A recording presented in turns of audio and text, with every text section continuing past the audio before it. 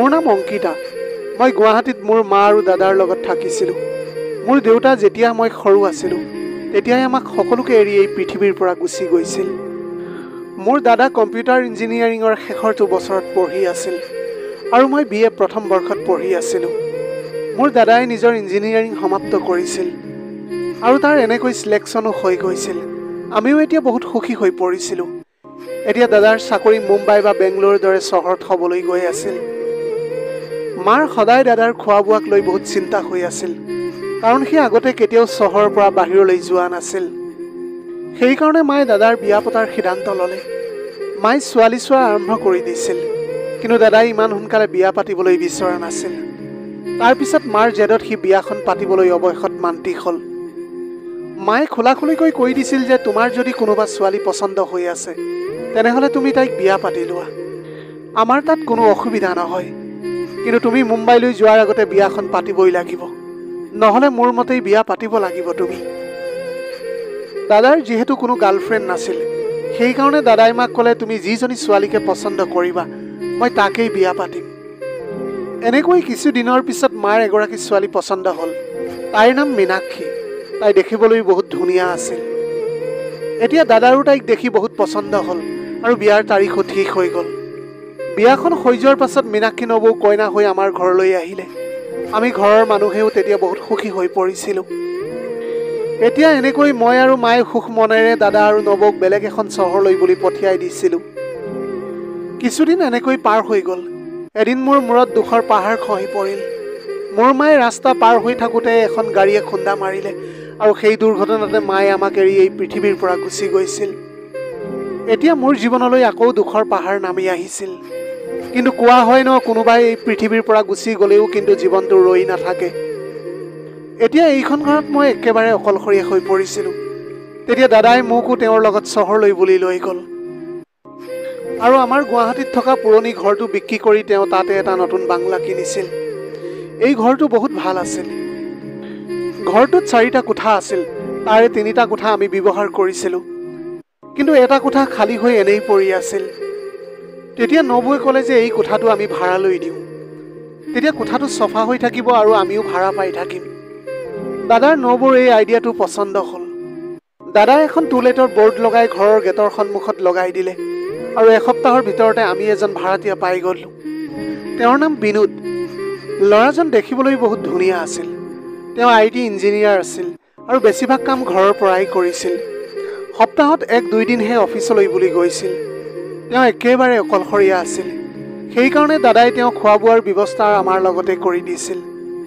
বিনোদে খোৱাৰ বাবে বেলেগকৈ পইচা দিছিল। মই এতিয়া বিনোদক দাদা বুলিয়েই সম্বোধন কৰিছিলোঁ। এতিয়া মোৰ BA প্ৰথম বৰ্ষ শেষ হৈ দ্বিতীয় বৰ্ষ আৰম্ভ হ'বলৈ গৈ আছিল। মই আৰু দাদাই ইয়াতে এখন ভাল কলেজ বিচাৰিবলৈ ধৰিলোঁ। এনেকৈ আমি এখন ভাল কলেজো বিচাৰি পালোঁ আৰু দাদাই মোক তাতে নামভৰ্তি কৰাই দিছিল। এতিয়া মই সদায় কলেজলৈ যাবলৈ ধৰিলোঁ। দাদাই সদায় অফিচলৈ বুলি গুচি গৈছিল আৰু মই ৰাতিপুৱা 10 বজাত কলেজলৈ বুলি যাবলৈ লাগিছিল। যোৱা সময়ত নবৌৱে সদায় মোক সুধিছিল যে মই আবেলি কেই বজাত উভতি আহিম বুলি। মোৰ কলেজৰ সময় নিৰ্ধাৰিত নাছিল, সেইকাৰণে নবৌৱে বাৰে বাৰে সুধিবলগীয়া হৈছিল। এদিন মই কলেজলৈ যাবলৈ ওলাইছিলোঁ। নবৌৱে মোক সুধিলে, অংকিতা, সন্ধিয়া কেতিয়ালৈকে আহি পাবাহি তুমি? মই তেতিয়া ক'লোঁ যে আজি কলেজত প্ৰগ্ৰেম আছে, সেয়েহে 1 ঘণ্টামান দেৰি হ'ব। মই বিনোদৰ কোঠালৈ জুমি চালোঁ। তেতিয়া সি তাৰ লেপটপত কাম কৰি আছিল। নবৌৱে পাকঘৰত কাম কৰি আছিল। মই ঘৰৰ পৰা বাহিৰলৈ ওলালোঁ আৰু এখন অটোত উঠি কলেজলৈ বুলি ওলাই গুচি গ'লোঁ। ঘৰৰ পৰা ওলোৱা 15 মিনিট হৈছিলহে। তেনেতে মোৰ মনত পৰিল যে মই প্ৰেক্টিকেলৰ ফাইলটো ঘৰতে পাহৰি আহিলোঁ আৰু আজি তাৰ এই পৰীক্ষা আছিল মোৰ। মই অটোজনক ৰখিবলৈ ক'লোঁ। মই যেতিয়া ঘৰৰ দুৱাৰ মুখত ৰখিলোঁ তেতিয়া দেখিলোঁ যে দৰ্জাখন ভিতৰৰ পৰা বন্ধ আছিল। এনেকুৱাটো কেতিয়াও হোৱা নাছিল। মই দুৱাৰত টুকুৰিয়ালোঁ, কিন্তু কোনেও দৰ্জাখন নুখুলিলে। মই এতিয়া বহুত দেৰিলৈকে দৰ্জাখনত টুকুৰিয়াই আছিলোঁ, কাৰণ ইতিমধ্যে মোৰ কলেজলৈ যাবলৈ বহুত দেৰি হৈ গৈছিল। মোৰ এনেকুৱা লাগিল যেন বৌৱে শুই আছিল, সেইকাৰণে তেওঁৰ বেডৰুমলৈ মোৰ মাত যোৱা নাছিল।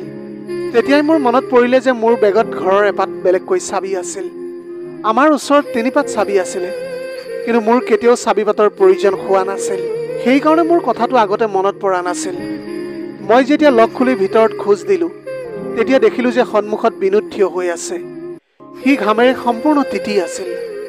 তাৰ মুখত ভয়ৰ ভাৱ স্পষ্টকৈ ফুটি উঠিছিল, কিন্তু সি সেইবিলাক লুকুৱাবলৈ চেষ্টা কৰি আছিল। মই তেতিয়া খঙতে নিজৰ কোঠাৰ ফালে যাবলৈ ধৰিলোঁ। তেতিয়াই মই পিছফালে ঘূৰি চালোঁ। মই দেখিলোঁ যে নবৌৱে লেঙেৰাই লেঙেৰাই খোজকাঢ়ি বাথৰুমৰ ফালে গৈ আছিল, কিন্তু মোৰ সেইবিলাকত ধ্যান দিয়াৰ সময় নাছিল।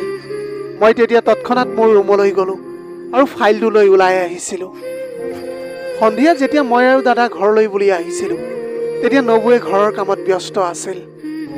মোৰ মগজুৰ পৰা এতিয়া ৰাতিপুৱাৰ সেই কথাবিলাক একেবাৰে ওলোৱা নাছিল। মই মোৰ কোঠালৈ গৈ ফ্ৰেছ হ'লোঁ আৰু পাকঘৰলৈ গ'লোঁ। নবৌৱে সেইটো সময়ত খানা বনাই আছিল।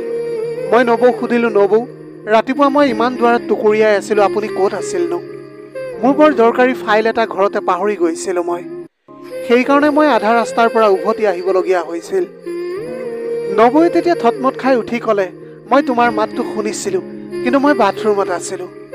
বিনোদে মোক কৈছিল যে তুমি অহা বুলি। তেতিয়া দাদাই নবৌক মাত লগালে, মীনাক্ষী, আৰু কিমান সময় লাগিব? মোৰ বহুত ভোক লাগিছে। সোনকালে এতিয়া খানা ৰেডি কৰি লৈ আহা। নবৌৱে মোৰ প্ৰশ্নত আগতে ভয় খাই আছিল। সেইবাবে দাদাৰ মাতটোত তেওঁ এটা বাহানা পাই গ'ল। তেওঁ নাস্তাৰ থালখন ডাইনিং টেবুললৈ বুলি লৈ গ'ল। মই আৰু এতিয়া তেওঁক সেই বিষয়ে বেছিকৈ সুধি নাথাকিলোঁ। তাৰ পিছৰে পৰা মই তেওঁলোকৰ ওপৰত ধ্যান দিয়া আৰম্ভ কৰিলোঁ। মই দেখিলোঁ যে বিনোদে নবৌৰ লগত অলপ বেছিকৈ ফ্ৰী হৈ কথা পাতিবলৈ ধৰিছে, আৰু কথা পাতি পাতিয়েই তেওঁ নবৌৰ গাত হাতো লগাইছিল। কেইদিনমান এনেকৈ পাৰ হৈ গ'ল।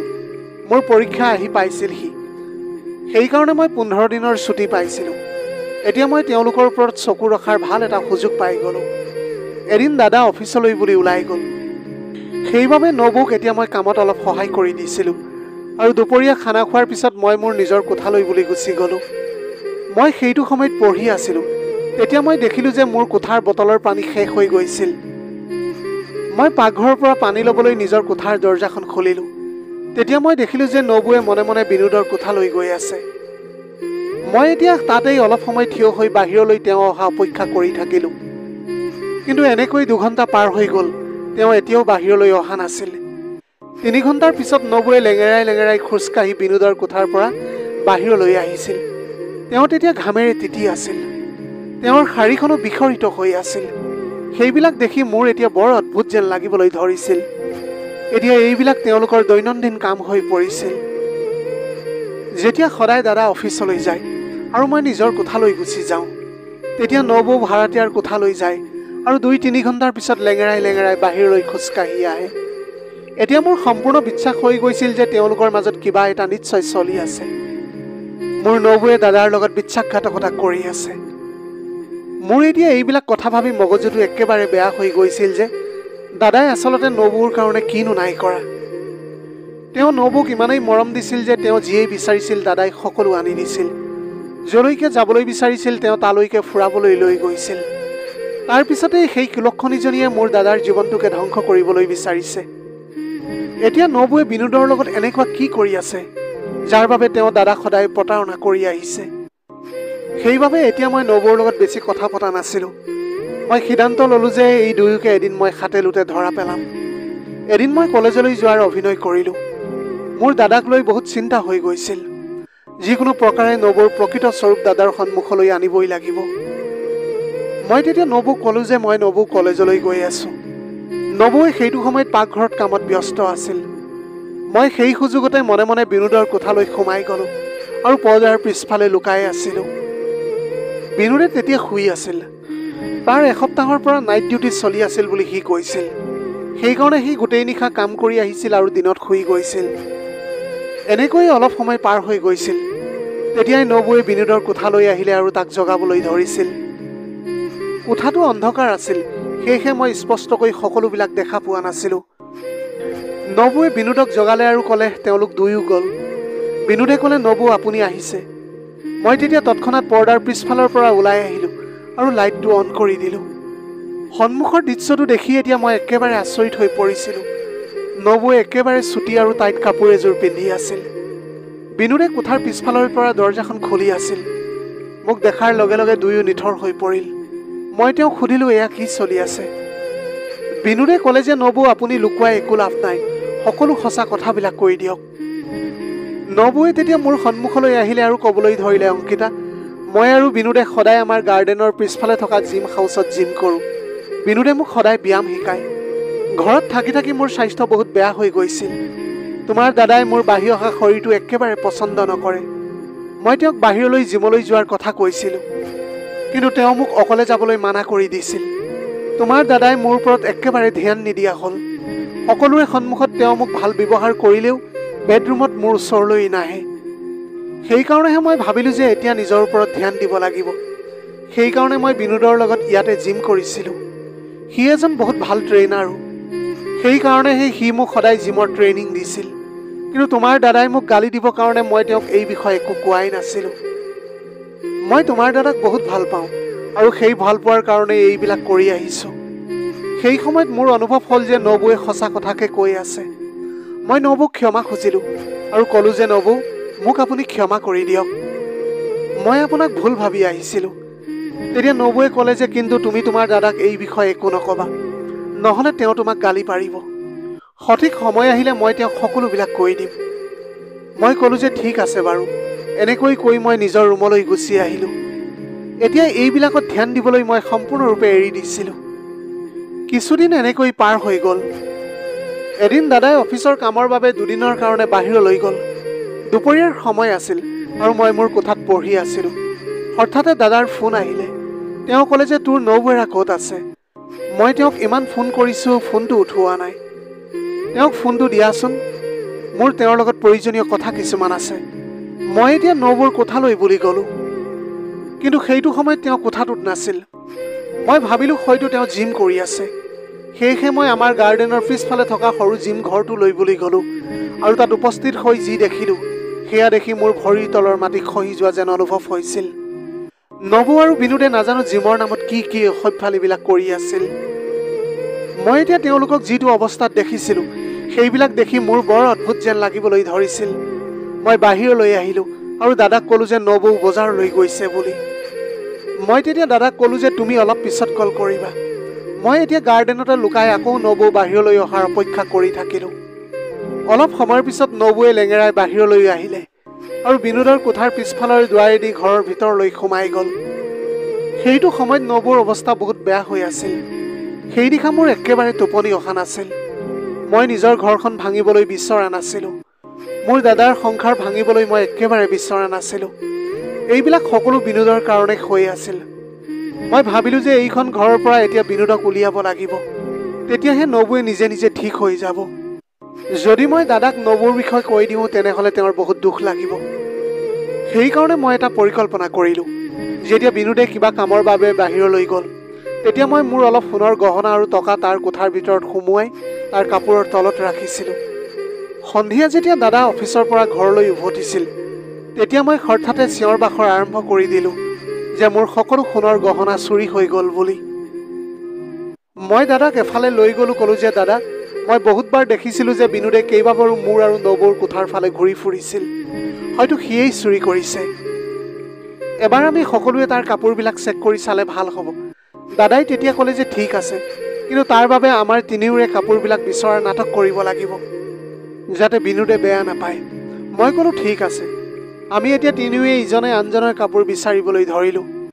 যেতিয়া দাদাই বিনোদৰ কোঠালৈ গ'ল, তেতিয়া তেওঁ আৰু নবৌৱে তাৰ কোঠাৰ কাপোৰৰ মাজৰ পৰা মোৰ গহনাখিনি পাইছিল। বিনোদে তেতিয়া কৈছিল যে সি সেই গহনাবিলাক চুৰি কৰা নাই, কিন্তু চোৰেটো এনেকৈ কয়। অৱশেষত দাদাই বিনোদক আমাৰ ঘৰৰ পৰা উলিয়াই দিলে। তাৰপিছত আৰু দাদাই আৰু সেই ৰুমটো কেতিয়াও ভাড়ালৈ দিয়া নাছিল। কিছুদিনলৈকে নবৌ একেবাৰে শান্ত হৈ থাকিল। কিন্তু দাদাৰ প্ৰকৃত প্ৰেমৰ বাবেই আকৌ তেওঁলোকৰ সম্পৰ্কটো পুনৰ আৰম্ভ হৈ গৈছিল। প্ৰিয় দৰ্শক, এয়াই আছিল আজিৰ কাহিনীৰ ভাগ। আজিৰ ভিডিঅ'টি কেনেকুৱা লাগিলে জনাব। যদি ভাল লাগিল তেনেহ'লে লগৰ বন্ধু বান্ধৱীসকলৰ মাজত শ্বেয়াৰ কৰিবলৈ নাপাহৰিব। আপোনালোকৰ গোটেই জীৱনটো হাঁহিৰে উপচি পৰক। পাৰিলে দুখীয়াজনক অলপ সহায় কৰিবলৈ চেষ্টা কৰিব। আপোনালোকৰ অকণমান সঁহাৰিয়ে যদি কোনোবা এজন দুখীয়াৰ জীৱনটো সলনি কৰিবলৈ পাৰে, তাতকৈ পুণ্যৰ কাম আৰু এই পৃথিৱীত একোৱেই হ'ব নোৱাৰে। Have a nice day.